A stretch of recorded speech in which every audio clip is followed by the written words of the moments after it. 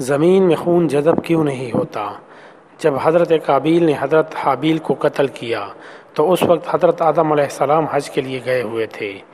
حضرت جبرائیل علیہ السلام نے حضرت آدم کو اپنے بیٹے حابیل کے قتل کی خبر حج کے دوران دے دی تھی۔ حج سے واپسی پر حضرت آدم نے اپنے بڑے بیٹے قابیل سے چھوٹے بیٹے حابیل کے بارے میں دریافت کیا کہ حابیل کہاں ہے؟ تو قابیل نے جواب دیا کہ میں حابیل کا نگران نہیں تھا، مجھے نہیں معلوم کہ حابیل کہاں ہے۔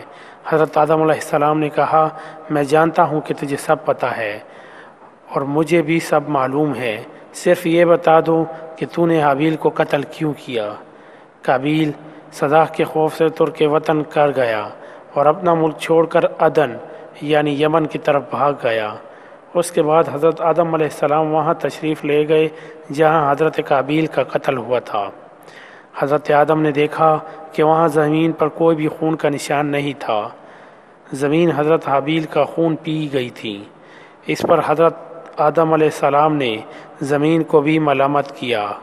مفسری لکھتے ہیں کہ اس واقعے کے بعد زمین نے کسی کا خون جذب نہیں کیا۔ آپ دیکھ سکتے ہیں زمین پانی تو جذب کر لیتی ہے لیکن زمین کبھی بھی خون کو جذب نہیں کرتی، خون ہمیشہ سوکھ کر ہی ختم ہو جاتا ہے۔